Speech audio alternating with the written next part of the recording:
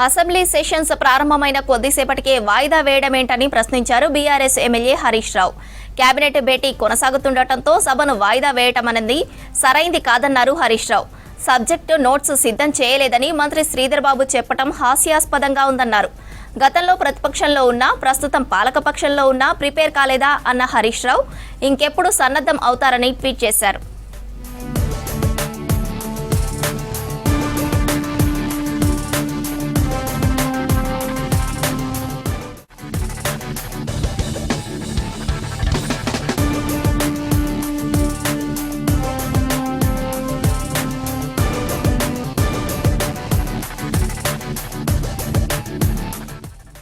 Assembly sessions ప్రారంభమైన కొద్దిసేపటికే వాయిదా వేయడమేంటని ప్రశ్నించారు బీఆర్ఎస్ ఎమ్మెల్యే హరీష్ రావు.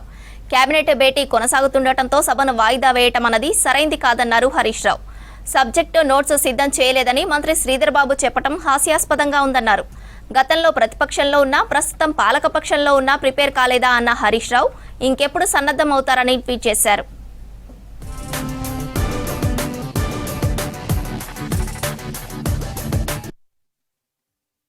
మమ్మల్ని అందరినీ బీసీలను 11 గంటలు రాండి, రాష్ట్రమంతా సంబరాలు జరుపుకుంటున్నారు, మీరు కూడా రావాలి అంటే ఈరోజు రథసప్తమి, అందరు గుళ్ళకు పోవడంగా ఇది మాకు ఇంపార్టెంట్ అని చెప్పి ఈరోజు సమావేశానికి గుడికి పోకుండా సమావేశానికి 11 గంటలకు హాజరు కావాలని రావాల్సిన జరిగింది. రాగానే సాగు కబర్ చల్లగా అడ్జెంట్ అని చేసిపోతుండ్రు.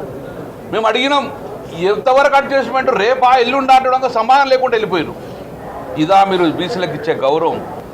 శాసనసభ పెడతాం, అందులో కులగణన చేస్తాం, బీసీలకు మేము గౌరవిస్తామని చెప్పేసి మేఘాల మీద పొద్దున క్యాబినెట్ అట, మధ్యాహ్నం 2 కులగణను మాట్లాడతారట, నిమిషం మాట్లాడి మామానికి పోయేందుకు మేమేమన్నా అనాథలుగా గౌరవిస్తారు మమ్మల్ని? అనాథలు చూస్తారా మీరు మమ్మల్ని? అంటే మాకు ఈరోజు ఇచ్చే గౌరవం ఇదేనా?